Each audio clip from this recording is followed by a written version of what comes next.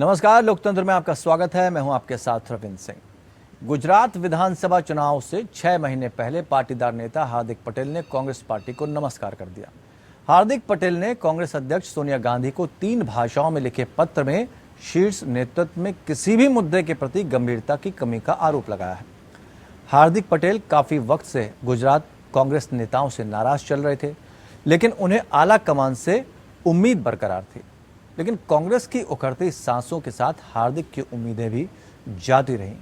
क्या वजह रही इस्तीफे की, और गहराई से समझने की कोशिश करेंगे कि आखिर कांग्रेस का ये एक और विकेट किस लिए गिर गया। खबर समझते हैं, फिर चर्चा में आगे बढ़ेंगे।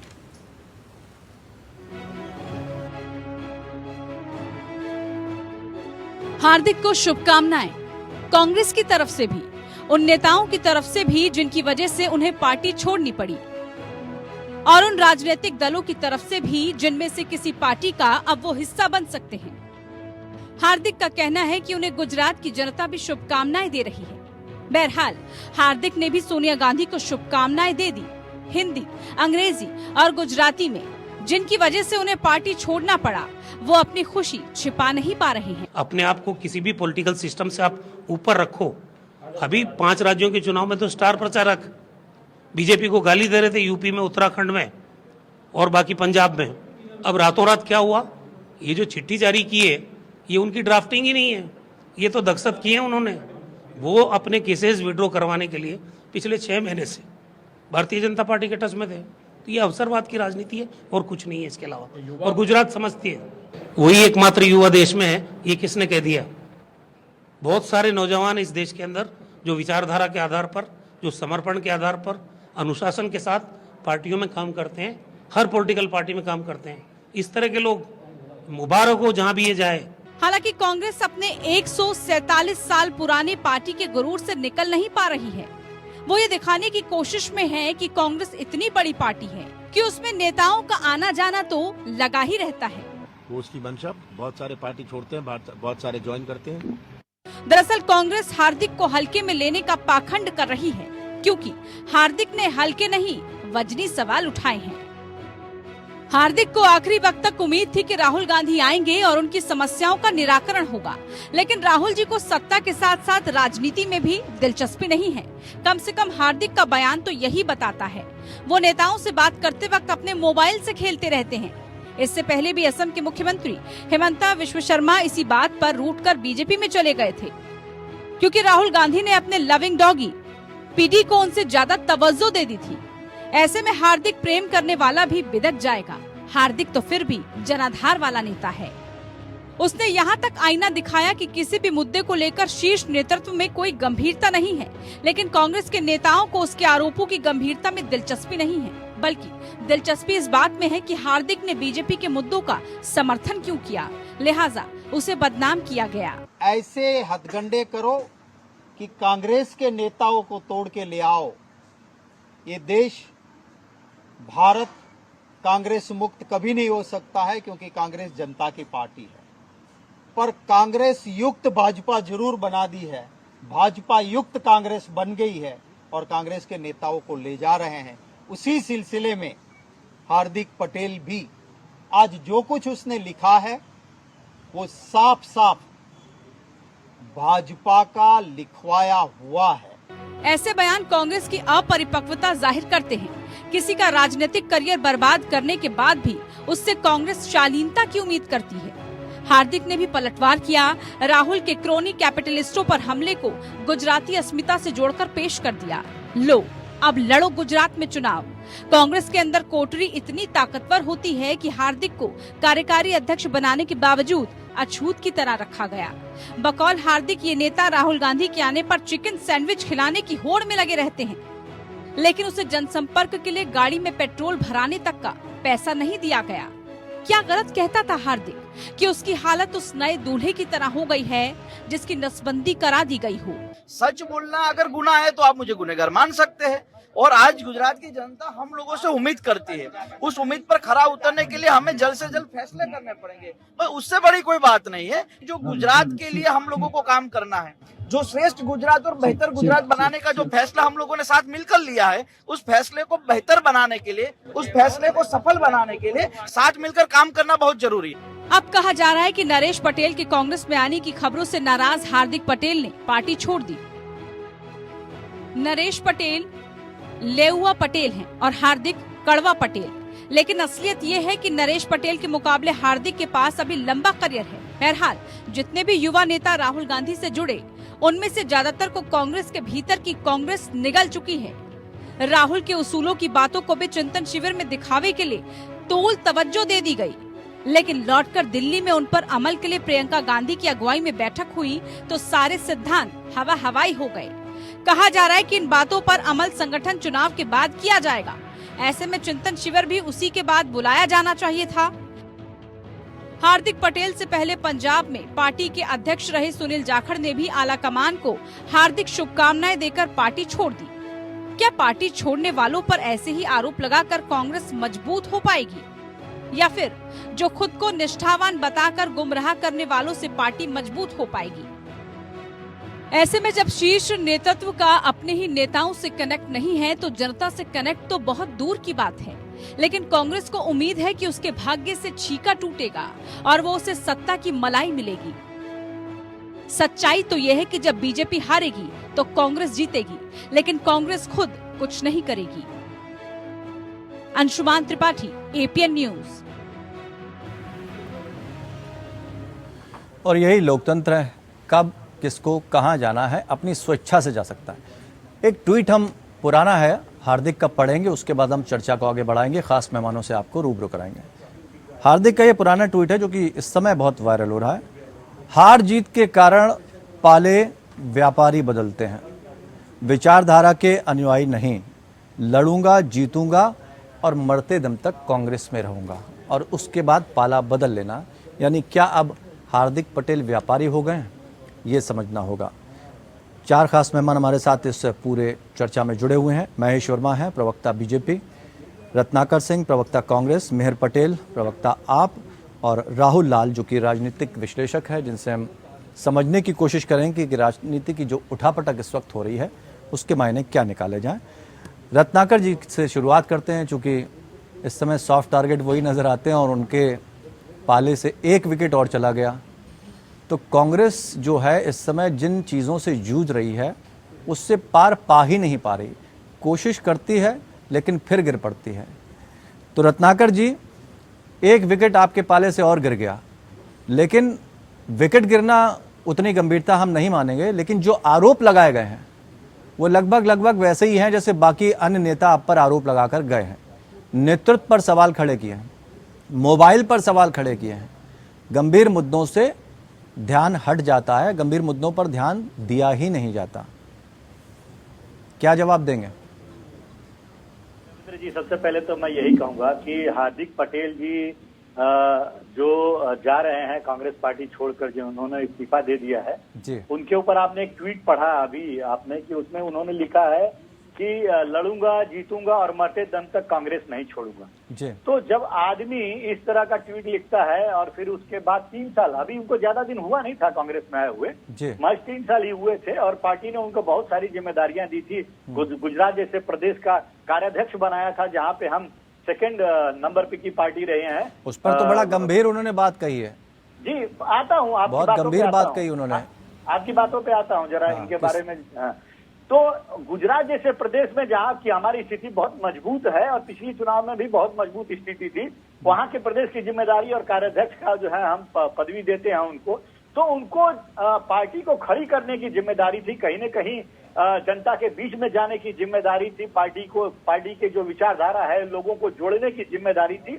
लेकिन व्यक्तिगत हित जो है उनके आड़े आ गया और जब व्यक्ति के नहीं, वो तो कह रहे थे कि जिम्मेदारी तो दी है लेकिन हमें साइडलाइन कर दिया गया। हम जब भी गंभीर मुद्दे उठाते थे बात सुनी नहीं जाती थी और उस पर इतनी गंभीर लाइन उन्होंने बोली कि शादी कर दी। नहीं, ऐसा नहीं होता है। आप राहुल गांधी जी के डायरेक्ट टच में थे, ऐसा नहीं है। राहुल गांधी जी से इनकी बातें होती थी और आप आरोप आज जाते हैं। ये बात तो ज्योतिरादित्य सिंधिया भी कहते थे। सुनिए तो पूरी बात तो कर लेने दीजिए, पूरी बात तो कर लेने दीजिए। देखिए, ये जो आरोप लगा रहे हैं एकदम निराधार आरोप है। राहुल गांधी जी से ये टच में रहते थे और दिल्ली भी जाते थे, उनसे बात होती रहती थी। अगर पार्टी के अंदर कहीं पे भी संगठन के अंदर अगर कहीं पे किसी से मनमुटाव है तो उसको बैठकर उसको हल करते हैं। आप एक तरफ कहते नहीं तो हैं कि आपका मरने दम नेतृत्व जो है वो उसको गंभीरता से जब लेगा ही नहीं तो कैसे वो सारी चीजें शॉर्ट आउट होंगी। 32 साल से जुड़े आरपीएन सिंह जब आपके पास से चले गए, वो भी ये आरोप लगा के गए कि कांग्रेस पहले वाली पार्टी नहीं रही। रविंद्र जी मुझे तो थोड़ा कोई एक नेता हो तो नहीं समझ में आता। मुझे थोड़ा टाइम दीजिएगा, आपके सारे प्रश्नों का जवाब दे देता हूँ। एक पिछले प्रश्न का जवाब तो दे दूं। उनके स्वार्थ जो निहित स्वार्थ है वो कैसे पार्टी के ऊपर, मतलब वो दल के ऊपर कैसे हावी हो जाता है, ये देखने वाली बात। देखिए, व्यक्ति से बड़ा दल होता है और दल से बड़ा देश होता है। जब आपका निहित स्वार्थ जब हावी हो जाता है तो वो दल से बड़ा हो जाता है। और चुनाव के पहले इस तरह की गतिविधियां देखने को मिलती है कि जब पार्टी के नेता जो होते हैं वो दल बदल करते रहते हैं। ऐसा कांग्रेस पार्टी में पहली बार थोड़ी हुआ है, या भारतीय जनता पार्टी में ऐसा नहीं होता है, ऐसा नहीं कह सकते आप। मैं आपको तमाम उदाहरण दे सकता हूं।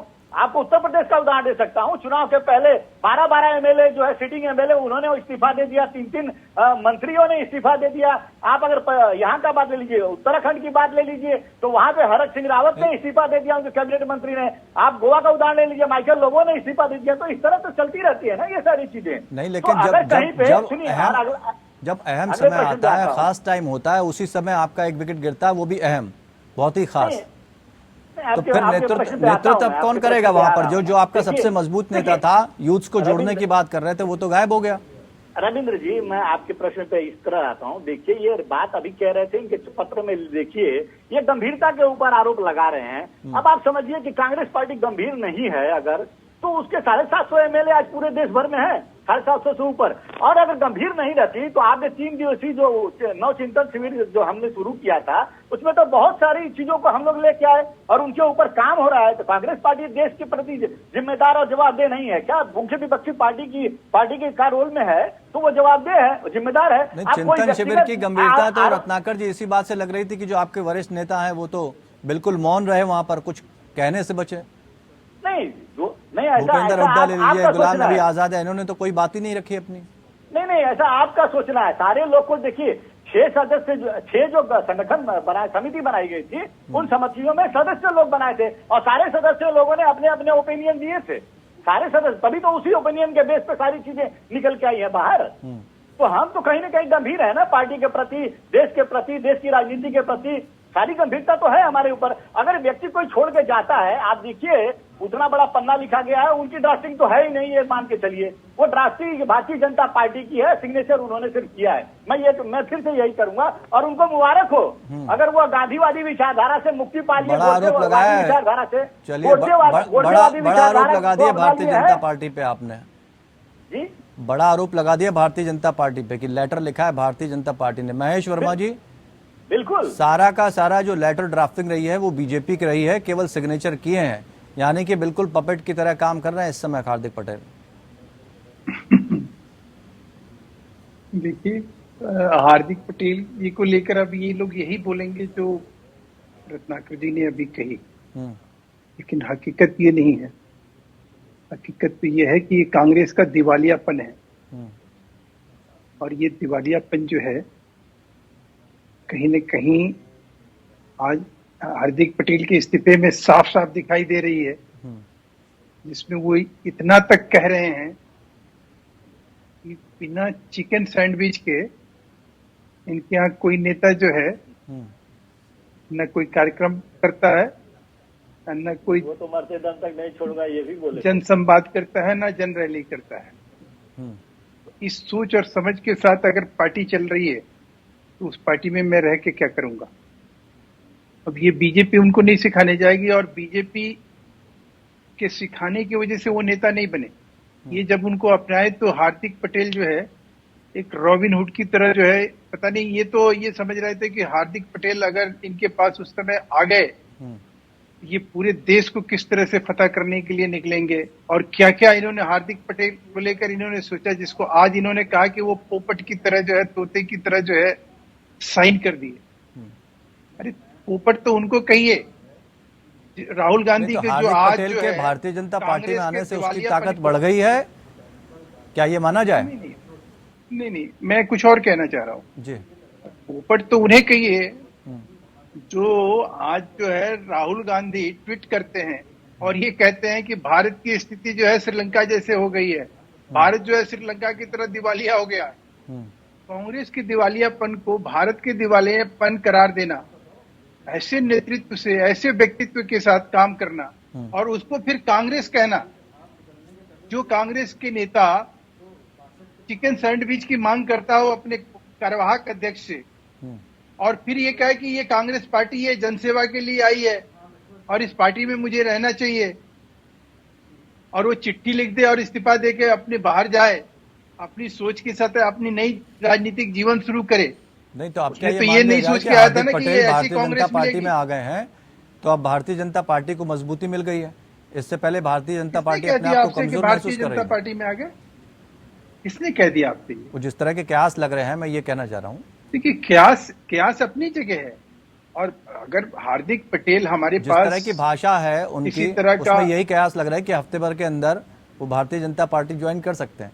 तो अगर आप ले लेते हैं तो क्या भारतीय जनता पार्टी मजबूत हो जाएगी? नहीं, भारतीय जनता पार्टी की मजबूती और कमजोरी की बात नहीं। हमने तो हार्दिक पटेल जब बहुत मजबूत स्थिति में थे और उन्होंने हमें अच्छे से काउंटर किया, हमें चुनौती दी कांग्रेस से मिलके, ये तो जिग्नेश क्या नाम है उनका, जिग्नेश मेवानी, हाँ। तो ये तमाम, एक और दलित लीडर थे, उनका भी नाम मैं भूल रहा हूँ, ओबीसी लीडर थे या दलित लीडर। तो ये तमाम लोगों को लेके इन्होंने बहुत कुछ किया, लेकिन कांग्रेस ने गुजरात को कुछ भी नहीं दिया। आज यही तो आरोप है हार्दिक पटेल का कि आप किस मोर्चे पे लड़े। आप कोई एक चीज बता दीजिए मुझे जिससे कि मैं ये कह सकूं कि हाँ, हमने और कांग्रेस ने मिलके जो है कहीं गुजरात के हित में कोई काम किया। जब आप बता नहीं सकते, समझा नहीं सकते हैं, कह नहीं सकते, उनके उस बात को कहीं उस तरह से काउंटर नहीं कर सकते हैं, तो आप कहेंगे कि हाँ, ये पोपट की तरह साइन कर दिया। जी, रत्नाकर जी, कोई जवाब है? आपका ये दिवालिया है। जिन मुद्दों पर लड़ना चाहिए था, गुजरात की जनता का सहयोग लेना चाहिए था, गुजरात की जनता का दिल जीतना चाहिए था, उन मुद्दों पर कभी आपने बात ही नहीं करी। और उसी बात की नाराजगी को लेकर भी हार्दिक पटेल ने अपनी नाराजगी जाहिर की थी आला कमान से, लेकिन उसकी सुनवाई नहीं लिखा है। और वही आरोप लगाकर चले गए वो। देखिए रविंद्र जी, जब लोग नाराज होके जाते हैं या निहित स्वार्थ से जाते हैं, नाराजगी नहीं कहूंगा, ये स्वार्थ से परख, स्वार्थ से भरपूर ये हार्दिक पटेल जी हैं। ऐसे स्वार्थी लोग अगर चले जाए पार्टी से तो पार्टी हित में ही रहता है, क्योंकि हम लोग को ऐसे राहुल गांधी जी ने बहुत पहले ही कहा है कि हमें डरपोक लोग और स्वार्थी लोग नहीं चाहिए, हमें गांधीवादी विचारधारा वाले लोग चाहिए जो गोडसे विचारधारा से लड़ सके। तो हार्दिक पटेल को मुबारक हो। गुजरात की जनता के हित के लिए बात करने वाला कैसे आप उसको गोडसे वाला कह सकते हैं? जी, देखिए, जनता के हक की बात करने वाला, अभी एक ही बताइए, कहीं पे भी अगर कोई भी अगर जनता के खिलाफ कुछ काम होता है तो कांग्रेस पार्टी उसके लिए खड़ी रहती है। जिग्नेश मेवानी, अभी हाल ही का मैं उदाहरण ले लेता हूँ, कुछ दिन पहले का ही, जब वो दलितों के अत्याचार के बारे में बात करते हैं, जब पिछड़ों के अत्याचार के बारे में बात करते हैं, तो ये उनको जेल में भिजवा देते हैं, 2500 किलोमीटर जेल में डलवा देते हैं। तो वो कौन है? जिग्नेश मेवानी कौन है? कांग्रेस के ही तो नेता है। तो अगर हम बात करते हैं, हम आज दलितों के लिए लड़ रहे हैं, वहाँ पे जल जंगल और जमीन की लड़ाई लड़ रहे हैं, तो हम क्यों नहीं उस चीज की बात करेंगे? और हम बात कर रहे हैं। तो आपकी भी महाराष्ट्र में बदल गई ना। वही तो जितिन प्रसाद कह रहे थे कि महाराष्ट्र में शिवसेना के साथ चले गए, बंगाल में आप वामपंथियों के साथ, केरल में वामपंथियों के खिलाफ। हमारी विचारधारा, आपकी भी तो विचारधारा बदलती रही ना कहीं। रविंद्र जी, हमारी विचारधारा वही है सर, सभी धर्मों को लेकर, सभी समुदाय को लेकर आगे बढ़ना और चलना। हमारी विचारधारा गांधीवादी विचारधारा रही है और हम जिसको शुरू से लेकर अभी तक उसी को विचारधारा पे चलते आ रहे हैं। हमारी विचारधारा कहीं नहीं बदली है। अगर किसी की दूसरे की विचारधारा अगर बदल जाती हो समय और परिस्थिति के हिसाब से, तो मैं नहीं बोल सकता हूँ। हार्दिक पटेल उनमें से जरूर एक है, मैं ये जरूर कह सकता हूँ। वो गांधीवादी विचारधारा से शामिल तो हुए थे, आज गोडसेवादी विचारधारा में हो गए। तो ये जीता जाता उदाहरण आपके सामने दिख रहा है। तो किसकी विचारधारा बदल रही है और किन परिस्थितियों में बदल रही है और किस लिए बदल रही है, वो देश देख रहा है, गुजरात की जनता भी देख रही है। राहुल लाल जी सहमत है कि मौका परस्त है हार्दिक पटेल और जो गंभीर मुद्दे उठाए उसको दरकिनार कर रही है कांग्रेस पार्टी, ये कह रही है कि मौका परस्त है इसलिए चले गए? नहीं, देखिए, कोई व्यक्ति जब पार्टी छोड़ रहा है तो उससे कई कारण हो सकते हैं वहां पे, कि वो उनका व्यक्तिगत महत्वाकांक्षा हो सकती है या फिर संगठन में उनको जिस तरह का पद दिया गया और उसके अनुरूप क्या उनको वो कार्य करने की स्वतंत्रता थी, ये कई सारे मुद्दे हो सकते हैं। देखिए, इस मुद्दे को जो यहाँ पे देखने की जरूरत है कि अभी उदयपुर में जो कांग्रेस का एक बड़ा सा चिंतन शिविर हुआ, अब वहां पे 50% युवकों को जोड़ने की बात हुई और उसके बाद फिर ये न्यूज आ रहा है। तो देखिए, राजनीति में परसेप्शन का बड़ा महत्व होता है, ये सही है, मैं रत्नाकर जी के इस बात से सहमत हूँ कि जब कोई छोड़ के जा रहा होता है तो वो कई आरोप लगा के जाता है, लेकिन अब इनको यह साबित करना पड़ेगा कि देखिए युवाओं की एक बड़ी टोली गई है छोड़ के। मैं इस बात से भी सहमत हूँ। ये तो देखिए कह रहे हैं कि पपेट की बात हो रही थी, मैं तो कह रहा हूँ देखिए पंजाब के मुख्यमंत्री के मामले को लेकर कई सारे जगह पे ये कयास लगाए जा रहे थे कि मुख्यमंत्री वो कांग्रेस के थे लेकिन काम हो रहे थे भारतीय जनता पार्टी के। तो फिर इस तरह के मामले में ये अनुशासन स्थापित करना और तमाम तरह की चीजों का ध्यान रखने की जिम्मेवारी किसकी है रविंद्र जी? वो जिम्मेवारी तो कांग्रेस की बनेगी ना। हम लोग तो दिल्ली के गलियारे में लगातार हम लोग यहाँ पे चर्चा चलती थी यहाँ पे कि भाई जो पंजाब के मुख्यमंत्री बड़े जो उदारवादी नजर आते हैं, वो फिर उसमें उनके तरफ से आता था तर्क कि भाई प्रधानमंत्री पद का वो सम्मान करते हैं, कर्तव्य का निभाते हैं। तो ये जो अभी तमाम आरोप लग रहे हैं, इन सब चीजों के बीच कांग्रेस को एक चीज देखना पड़ेगा कि आप अपने युवाओं को और अपने जो आपके पुराने लोग हैं उनके बीच आप संतुलन कैसे स्थापित करते हैं। देखिए, पार्टी छोड़ के जाने से कोई पार्टी कमजोर नहीं होती। मैं उसका उदाहरण देता हूँ पश्चिम बंगाल का मामला।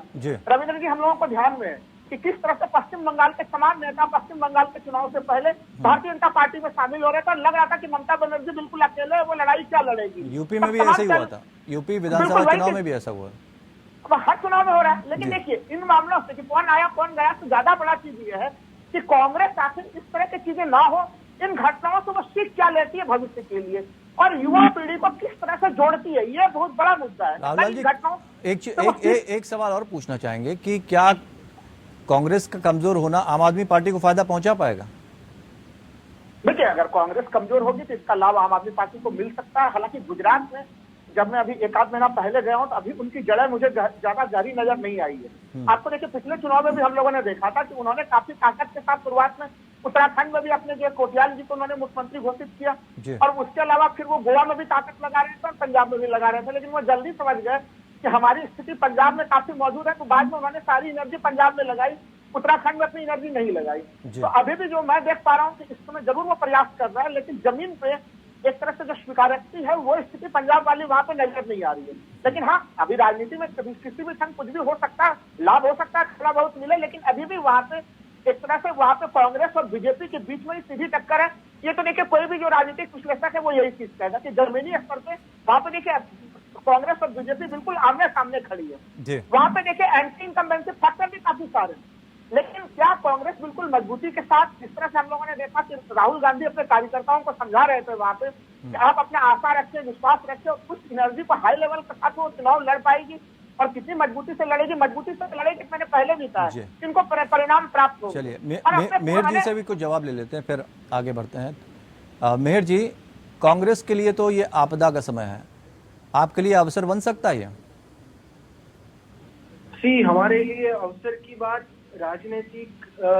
जो राजनीतिक पार्टियों में उथल पाथल होती है वो हमारे लिए अवसर की बात नहीं होती है। हमारे लिए अवसर की बात ये होती है कि हम कैसे गुजरात की और सारे देश की जनता की सेवा कर सके। तो मेरा बहुत स्पष्ट मानना है। तो बाकी दल भी तो सेवा ही की बात करते हैं सर। सेवा दो तरह की होती है। एक सेवा मैं आपको बता दूं क्या होती है, वो ये होती है जो भाजपा ने की है गुजरात में। भाजपा ने गुजरात में 27 साल में गुजरात का कर्जा 3.5 लाख करोड़ से ज्यादा कर दिया है, 6000 जितनी स्कूल बंद कर दी है। तो ये भाजपा वाले ऐसी सेवा करते हैं। और कांग्रेस वाले गुजरात में कैसी सेवा करते हैं वो मैं आपको बताना चाहता हूँ। 27 साल से कांग्रेस जो है वो विपक्ष में बैठी है। विपक्ष में बैठने के बावजूद उनके विधायकों और उनके विरोध पक्ष के नेता की मिलकत जो है वो बढ़ती ही जा रही है। तो ये होता है, अंतर होता है सेवा में। आम आदमी पार्टी की सेवा में अंतर ये है कि ये कट्टर ईमानदारी से चलने वाली पार्टी है और कट्टर ईमानदारी के साथ अपना शासन चलाती है, अपनी पार्टी चलाती है। आम आदमी पार्टी की ईमानदारी पर तो अब किसान सवाल खड़े करने लगे हैं पंजाब में। बिल्कुल, आप देखिए 50 दिन का ऐतिहासिक निर्णय जो लिए है, आप देखिए, आपके सामने है। आपके ऊपर कोई सवाल नहीं कर सकता। पंजाब की बात कर रहे हैं, आपने अच्छा हुआ पंजाब की बात निकाली। 50 दिन हुए, बार किसान तो कह रहे हैं जुमलेबाजी करने लगे आम आदमी पार्टी भी। सॉरी, क्या कह रहे हैं आप? किसान तो ये कह रहे हैं आम आदमी पार्टी भी जुमलेबाजी करने लगी, जो वादे उनसे किए गए थे उससे बहुत दूर नजर आ रही है आम आदमी पार्टी पंजाब में। तो फिर कैसे विश्वसनीयता का बात करें कि आप गुजरात में जब जाएंगे तो जनता का भरोसा जीत लेंगे, जनता की सेवा करेंगे, या सिर्फ सत्ता तक सीमित है? आप सत्ता पर नजर है कि मिल जाए उसके बाद बैठेंगे आराम से? आज की तारीख में भी सारे किसान पंजाब के जो है वो आम आदमी पार्टी के साथ है। 1, 2 या 15-20 नेता किसी के उकसावे में आके अगर ऐसा कुछ बोलते हैं तो वो आने वाला वक्त दिखाता है। जैसे कि किसान के लिए आम आदमी पार्टी ने अभी 50 दिन के अंदर 2 योजनाएं दाखिल कर दी है, उसका फंड भी, बजट भी पास कर दिया गया है। तो ये चीजें होती है, जो काम होता है वो ट्रांसपेरेंट गवर्नमेंट होती है और गुड गवर्नेंस होती है, वो काम दिखता है। रही बात गुजरात की, तो इतने 27 साल की अगर हम बात कर रहे हैं तो ये देखिए 27 साल में इलेक्शन कितनी भी बार आ गया, एक भी इलेक्शन में एक भी पार्टी ने शिक्षा के मुद्दे पर बात नहीं की। लेकिन इस बार जब आम आदमी पार्टी गुजरात के अंदर है तो दोनों पार्टियों को ये फर्ज हुई है कि वो शिक्षा के मुद्दे पर बात। आम आदमी पार्टी मेन मुद्दों को देखेगी, गुजरात में कौन कौन से मुद्दे हैं जिनको वो जनता के बीच ले जाएगी। इसीलिए शायद आदिवासियों को लुभाने के लिए अरविंद केजरीवाल वहां पर संबोधित करते हुए नजर आए। एक छोटा सा ब्रेक हमें यहाँ पर लेना पड़ेगा, उसके बाद हम वापस लौटेंगे तो चर्चा को आगे बढ़ाएंगे। लेकिन फिलहाल कांग्रेस के लिए मुश्किलें खड़ी हो गई हैं। चुनाव से पहले गुजरात में हार्दिक पटेल इस्तीफा देकर कांग्रेस छोड़ चुके हैं। अब कांग्रेस किस तरह से निपटेगी इस चुनौती से ये देखना होगा। कांग्रेस इस वक्त एक आपदा से जूझ रही है। एक बार फिर से उनका मेन चेहरा जो था गुजरात का, चुनाव से पहले उनका साथ छोड़कर चला गया। लेकिन तमाम आरोप आम आदमी पार्टी ने और कांग्रेस ने भारतीय जनता पार्टी पर लगाए हैं। हम यहाँ भारतीय जनता पार्टी की चूंकि 27 वर्षों से सरकार है और वो कह रहे हैं कि हमने गुजरात की जनता के लिए काम किया है, लेकिन आरोप ये भी लगे हैं भारतीय जनता पार्टी पे कि शहरों तक तो पकड़ उनकी बहुत बेहतर है लेकिन गाँव तक उनकी पकड़ नहीं रह पाती है। गाँव के लोगों पर उनका ध्यान नहीं जाता, तो शायद उनको इस तरफ ध्यान देना चाहिए। इस तरह के आरोपों से कैसे वो बचेंगे इसको भी समझेंगे। फिर हम वापस रत्नाकर जी के पास पहुँचेंगे। चारों मेहमान इस वक्त हमारे साथ जुड़े हुए हैं। महेश जी, ये आरोप जो लग रहे हैं कि जो आम जनता के मुद्दे हैं गुजरात के, 27 वर्षों से भले ही आपकी पार्टी वहाँ पर है लेकिन अब सिर्फ शहर की तरफ आपका ध्यान रहता है। शहर की जनता तो आपसे मुखातिब हो जाती है, उनकी बेहतरी के लिए काम किए जाते हैं, लेकिन गांव तक आप उस तरह से नहीं पहुंच पा रहे हैं।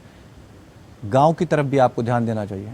एक जैसा समानता जो आपके कहने में होती है, आपकी बातों में होती है, वो दिखती नहीं। पंचायत चुनाव का जो नतीजा है उससे बड़ा प्रमाण अब आपको हम क्या दे सकते हैं? साम दाम दंड भेद नहीं, पंचायत चुनाव साम दंड भेद भय से थोड़ी लड़ा गया। इलेक्ट की वजह से जीत हुई, वोट की वजह से जीत हुई, सबने जीता और जिसकी जीत हुई उसमें साफ साफ दिखाई दे रहा था कि भाई जो काम किया वो जीत गया। या वो भारतीय जनता पार्टी का हो या कांग्रेस का हो या आम आदमी पार्टी का हो, नाम बोलेगा, नाम थोड़ी बोलेगा। अब बात ये नहीं है जो आप कह रहे हैं कि हम गांव तक कहीं कनेक्ट नहीं हो पा रहे हैं या गांव तक हमारी पहुंच, हम गांव तक ही कनेक्ट हो पाए हैं। इसी वजह से आज पार्टी जो है मजबूती के साथ हर जगह परफॉर्म कर रही है और जो हमें आशातीत सफलता मिलनी चाहिए वो अच्छे से मिल भी रही है और हम सस्टेन कर रहे हैं बिकॉज ऑफ दैट कि आज कहीं गांव गरीब किसान जो है वो हमसे जुड़ा हुआ है और उसके लिए जितनी योजनाएं थी उसको हमने डिरेल नहीं किया। इसका बहुत बड़ा अगर प्रमाण आप देखेंगे तो कोरोना काल में जब हमारी जीडीपी और तमाम वर्ल्ड में सारे देशों की जीडीपी ढह गई थी तो यहाँ कृषि ही एक ऐसा क्षेत्र था जहां हम 3.73 के साथ जो है हम सस्टेन किए। तो निश्चित रूप से कहीं ना कहीं सरकार का ये प्रयास और सरकार का ये जो कार्यक्रम और जो कृषि और गांव और किसान के लिए जो कार्यक्रम लगातार हम बनाते रहे और उसको जमीन पे उतारते रहे, उसी का नतीजा है कि हम कहीं सस्टेन किए। अब रही बात की आम आदमी पार्टी की जो आपने बात कही जी, तो आप ये देखिए ये कांग्रेस की काले कारनामाओं की वजह से ये पंजाब में जीती है। बाकी आप 4 राज्यों में जाएं वहां तो ये नोटा से भी कम वोट इन लोगों को मिला। तो वो तो जमानत जब गुजरात में भी चुनौती देंगे वो। नहीं, ये तो बेविचार, भ्रष्टाचार और दुराचार और अराजक स्थिति और आतंक के ये पर्याय बन चुके हैं। ये गुजरात में क्या ये मुकाबला करेंगे? आप देखिए यहाँ 12 ऐसे इनके विधायक हैं जो बहन बेटियों के साथ जो है बेविचार करने के लिए केस चल रहा है। इनके 6 से ज्यादा जो है मंत्री ऐसे हैं केजरीवाल के जिनके ऊपर जो है भ्रष्टाचार के अकुत संपत्ति का जो है वो मुकदमा चल रहा है। तो ये लोग जो है इनकी बातें आप छोड़ दीजिए, आपकी बात का जवाब देना चाह रहे हैं। ये बहुत जल्दी एक्सपोज हो गए हैं और ये कांग्रेस के काले कारनामे की और कारस्तानी की वजह से पंजाब में कहीं जीत गए। मैं बताना और चाहूंगा, एक और भाई- आपको बात बताएं, जो इन्होंने प्लीज आपने करिए। इनसे सवाल किया कि भाई अब तो वही पंजाब में वही किसान है वो आपकी जो बात का आपको जवाब आईना दे रहे दिखा रहा हैं है। महेश जी, सुन महेश लीजिए। जी, पेन और पेपर लेके बैठ जाइए। हाँ। मैं कुछ कहना चाहता हूँ, वो आप नोट कर लीजिए। हाँ। शुरुआत करते हैं गुजरात के भाजपा के गुजरात प्रदेश अध्यक्ष के, जिनके ऊपर 107 केस थे, जो माजी बुटलेगर थे, जिन्होंने 58 करोड़ रुपए का बैंक का घोटाला किया था। ये सब नोट करिएगा महेश जी, बता रहा हूँ आपकी कुंडली गुजरात के लिए।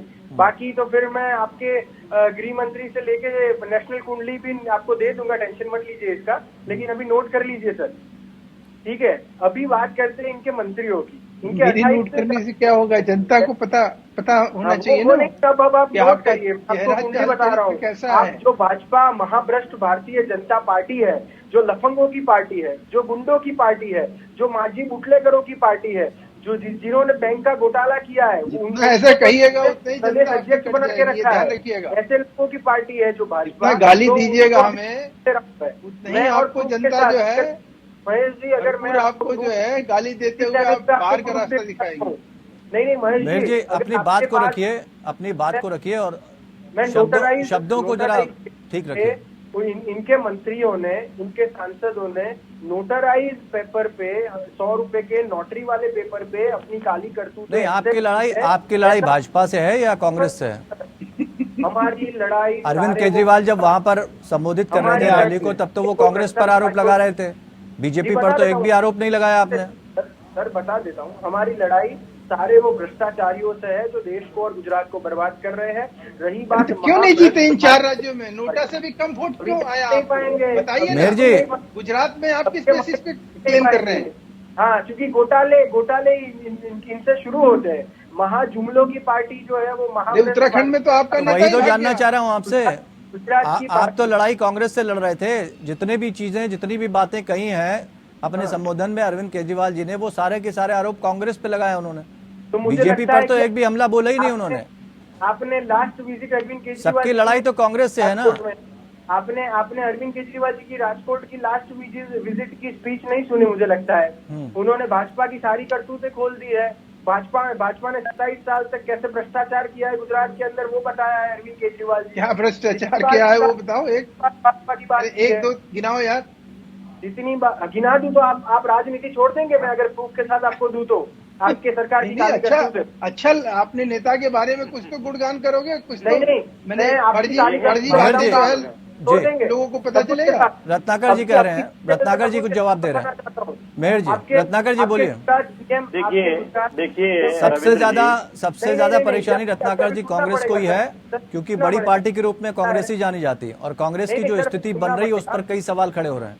सर अभी सुनना पड़ेगा। मेहर जी, रत्नाकर जी कुछ कहना चाह रहे हैं, फिर आते हैं। तो गुजरात के सीएम रह चुके हैं। मेहर जी आते हैं।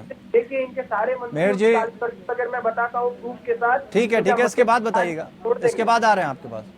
महेश जी, रत्नाकर जी आपसे अच्छे बोलते हैं। देखिए रत्नाकर जी रविंद्र जी, उनके पास आरोप अरविंद ज्यादा है। केजरीवाल का एक पुराना हथकंडा है। हाँ, ये ऐसे ही आते हैं। अभी कैसे ये दावा करते हैं कितना कॉन्फिडेंस के साथ। हाँ। ये लोग आते हैं ऐसे ही दावों के साथ और बाद में लिखित रूप से माफी मांगते हैं। कोर्ट में भी जाते हैं, वहां पे भी लिखित रूप से माफीनामा देते हैं। और रही बात इनकी आम आदमी का जो ये इतना गुणगान कर रहे हैं, अरे रुकिए जरा बात कर लें दीजिए। आम आदमी का जो इतना गुणगान कर रहे हैं, मैं आपको एक ही बताता हूँ, पंजाब में जितने भी विधायक जीते हैं ना, इनके 92 विधायक, उसमें से 52 विधायक जो है, 52 विधायक ऐसे हैं जिनके ऊपर अति गंभीर का मामला लगा हुआ है।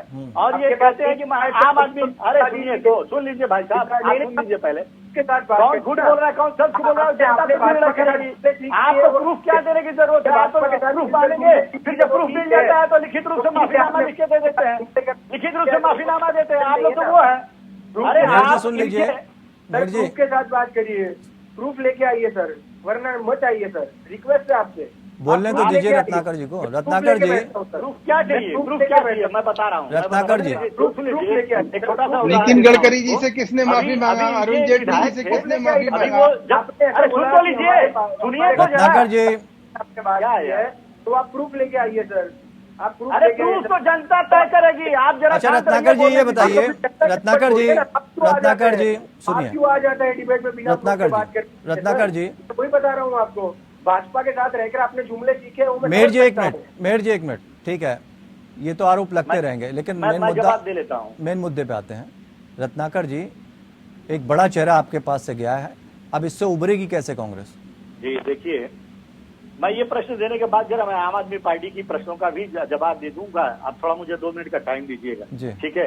ये भाई साहब जो अपना गुणगान कर रहे थे, महिमा मंडन कर रहे थे, देखिए आज परिस्थिति ऐसी है रविंद्र जी की पार्टी जो है, जैसा कि अभी राजनीतिक विश्लेषक जो बैठे हैं वो खुद कह रहे थे कि पार्टी में बहुत फर्क, संगठन में कोई आता है जाता है उससे बहुत ज्यादा फर्क नहीं होता। हम किन मुद्दों के साथ जनता के बीच में जाते हैं और किन मुद्दों की लड़ाई लड़ते हैं वो ज्यादा मायने रखता है। अभी मुद्दों की बात नहीं, अभी तो सिर्फ ये है कि आपका चेहरा कौन होगा। जी, अब तो आप जिस तरह से झटका खा गए और लगातार झटके खा रहे हैं, उस पर सवाल खड़े हो गए। उस पर आ रहा हूँ। हमारे पास हार्दिक पटेल से भी बड़ा चेहरा नरेश पटेल का है, जो आपको जानकारी होगी। नरेश पटेल जो है पाटीदार समाज से आते हैं और उनका गुजरात की राजनीति उनके आते ही तो गायब हो गए ना, उनकी एंट्री ने उनकी एग्जिट करा दिया। नहीं, एग्जिट कहाँ हुई? अभी कुछ दिन पहले ही कांग्रेस पार्टी के शीर्ष नेताओं से उनकी मुलाकात हुई और आने वाले समय में, सही समय में उनकी जो एंट्री होगी कांग्रेस पार्टी में, तो एक नरेश पटेल जो है, जो पाटीदार समाज के इतने बड़े नेता, ये जो लकीर पाटने की बात हो रही थी ना आपके चिंतन शिविर में कि वरिष्ठ नेताओं और युवा नेताओं के बीच की जो खाई है उसको पाटेंगे, वो दिखाई नहीं पड़ रही है।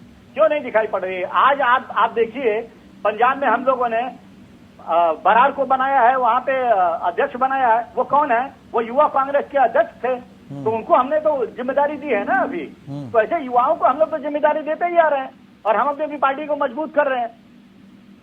पहली वो चीज, ये चीज। दूसरी चीज मैं आपको एक चीज, आपने प्रश्न ब्रेक के बाद एक चीज गांव, आम आदमी पार्टी की और गांव और शहर के वोटरों की बात कर रहे थे, मैं आपको बता देता हूं, एक बहुत बढ़िया चीज बताता हूं। देखिए, पिछले ही चुनाव में 2017 के चुनाव में बहुत सारी ऐसी सीटें रह गई जहां पे 500 से लेके 1000 के वोट की मार्जिन से हम लोग हारे थे और फिर भी हम लोग 77 जो है विधानसभा में सीट लेकर आए थे और भारतीय जनता पार्टी कुछ 99 सीट लेकर आई थी। बहुत कम सीटों का अंतर आया था। लेकिन इस बार खेल कैसा होने वाला है, ये जो आम आदमी पार्टी है, ये खेल भारतीय जनता पार्टी का बिगाड़ने वाली है, क्योंकि शहरों इनकी तो पकड़ है नहीं बहुत ज्यादा गांव में, और इनका संगठन भी नहीं है। ये संगठन जो कुछ भी लड़ाई लड़ रहे हैं वो शहरी जगहों पे लड़ रहे हैं, और शहरी जगहों पे जो लड़ाई लड़ रहे हैं वो भारतीय जनता पार्टी का 27 साल का एंटी इनकम्बेंसी का जो फैक्टर है, वही वोट जो है इनके ऊपर डाइवर्ट होगा और ये भारतीय जनता पार्टी का नुकसान होगा। उसमें हमारे कांग्रेस पार्टी का बहुत बड़ा फायदा होने वाला है। चलिए, कितना बड़ा चेहरा ये तो समझेंगे, हम देखेंगे। लेकिन ये जो है ना आरोप लगाने की प्रवृत्ति, इससे बचना चाहिए कांग्रेस को और खुद की तरफ जरा झांकना चाहिए कि जो युवा नेता जा रहे हैं उनके जाने पर अफसोस ना करके आप लोग उन पर आरोप लगाना शुरू कर देते हैं। ये भी कहीं ना कहीं जो नए नेता आपसे जुड़ते हैं उनके मन में भी सवाल रह जाता है कि जब आप रिस्पेक्ट देना ही नहीं चाह रहे उन नेताओं को जिन्होंने पार्टी के लिए बहुत कुछ किया है। सवाल यही कि हार्दिक पटेल जिस तरह से गए हैं, युवाओं को जो तरजीह देने की बात कही जा रही थी कि कांग्रेस युवाओं को तरजीह देगी, उस मुहिम को कहीं ना कहीं झटका लगा है। क्या इसको सिर्फ एक जुमले तक सीमित रखा जाए? क्यों आखिर जो खाई है वो नहीं पाटी जा पा रही है? क्यों कांग्रेस हर पल हर क्षण कमज़ोर खुद को करती नज़र आ रही है? और सवाल ये उठता है कि जिन युवाओं के कंधों पर दारोमदार होता है वो कंधे कमज़ोर क्यों पड़ जाते हैं? क्योंकि हार्दिक पटेल ने ये आरोप लगाया है कि हमको पद तो सौंप दिया गया, लेकिन जो उम्मीदें उन्होंने की थी, जो जिम्मेदारी उन्हें मिलनी चाहिए थी, उस जिम्मेदारी को लेकर जब वो निर्णय लेते हैं तो वो निर्णय वो नहीं ले पा रहे थे। और यही एक खाई को पाटने की और समझने की ज़रूरत होती है कि जब वो आलाकमान से मिलने की कोशिश करते हैं तो उनसे मुलाकात नहीं होती। यही हम रत्नाकर जी से समझने की कोशिश भी कर रहे हैं। रत्नाकर जी, ये जो आरोप है इससे कैसे बचेगी कांग्रेस कि आप जब किसी को पद देते हैं तो हाथ पीछे बांध दिए जाते हैं? इसको लेकर बहुत ही उन्होंने ऐसी टिप्पणी की जो मैं यहाँ नहीं बोल सकता अभी। देखिए कि युवाओं को पद दे देना तो ठीक है, लेकिन हावी रहते हैं वरिष्ठ नेता। नहीं, ऐसी बात नहीं है। देखिए, अभी संगठन में जो बदलाव देखने को मिल रहा है, युवाओं को जिस प्रकार तवज्जो दिया जा रहा है, पंजाब का भी उदाहरण मैंने आपको दिया, तो हम लोग युवाओं को तवज्जो दे रहे हैं। लेकिन ये देखिए, अभी आपने ये राहुल जी ने एक बहुत बढ़िया बात कही कि लोग जब जाते हैं तो आरोप प्रत्यारोप लगाते रहते हैं, और मैंने आपको बताया कि वो जो पत्र जो लिखा गया, लेकिन जिस तरह से जाते हैं उस पर सवाल खड़े होते हैं। जिस तरह से जा रहे हैं उस पर सवाल है ना। ये देखिए, ये 3 साल हुए थे महज इनको आए हुए, और पार्टी ने इनको कार्याध्यक्ष बनाया गुजरात जैसे महत्वपूर्ण प्रदेश का। अगर इतनी बड़ी जिम्मेदारी इनको दिया है तो इनको अपने आप को पहले तो साबित करना था ना कि हम जनता के बीच गए, हमने कांग्रेस पार्टी को कितना मजबूत किया, अपने आप को साबित करते। आला कमान तो इनके लिए हमेशा खड़ा रहता था, ये कभी भी जाए, कभी भी मुलाकात हो सकती थी, बात हो सकती थी। तो अपने आप को ये साबित करना इनके लिए महत्वपूर्ण था। 3 साल में पार्टी में आपने क्या योगदान दिया, पहली चीज तो ये मैं ये जानना चाहता हूँ। हार्दिक पटेल ने क्या योगदान किया? कोई महत्वपूर्ण योगदान इन्होंने नहीं दिया। अगर महत्वपूर्ण योगदान दिए रहते और उनके जाने से हमें दुख होता, लेकिन इनका कोई योगदान ही नहीं था। ये तो मौका परस्त लोग हैं ना, ये तो आते ही हैं मौका देख के और उनको बड़ा पद मिल जाएगा, फिर उसके बेसिस पे दूसरे दल में जाएंगे तो उसके बेसिस पे बार्गेनिंग करके चले जाएंगे। तो ये बार्गेनिंग, ये व्यापारी लोग हो गए हैं खुद की बातों में। ये देखिए, तो आपको लगता है कि जिस चेहरे को आप आगे चेहरा बनाएंगे अपने कांग्रेस का, वो उतनी शक्ति से उतनी ताकत दे पाएगा कांग्रेस को? बिल्कुल देगा। अभी देखिए जिग्नेश मेवानी जैसा तेज तर्रार और नव युवा चेहरा है जो किस तरह से वहां पे दलितों की आवाज उठा रहा है। अभी आने वाले समय में मैंने आपको बताया कि नरेश पटेल जैसे दिग्गज जो है नेता हमारे पार्टी में आने वाले हैं। तो ये वहाँ की आवाज है, जनता इनको प्यार करती है वहाँ पे और इनका बड़ा जनादेश है वहाँ पे लोगों का, चाहे जिग्नेश मेवानी हो चाहे अन्य नेता हो वहाँ पे। तो कहीं न कहीं जनता जो है इस बार, और इनका 27 साल का एंटी इनकम्बेंसी का जो फैक्टर है वो इस बार जनता इनको तिलांजलि दे देगी। रविंद्र जी एक बार मुझे थोड़ा सा मौका दीजिएगा भैया। ये आम आदमी पार्टी के जो यहाँ बैठे हैं ये कांग्रेस के ऊपर कुछ आरोप प्रत्यारोप कर रहे थे। मैं अगर 10-20 सेकंड दीजिएगा मैं इनको जवाब देता हूँ।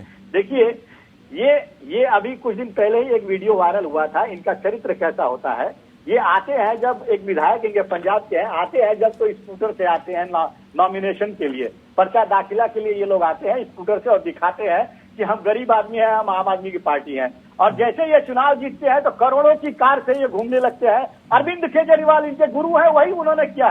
वैगन आर से चलते थे और कहते थे कि मैं कभी सरकारी सुविधाओं का लाभ नहीं लूंगा, और आज देखिए महंगी गाड़ियों से घूमते नजर आते हैं। तो इनका चरित्र जो है दोहरा है।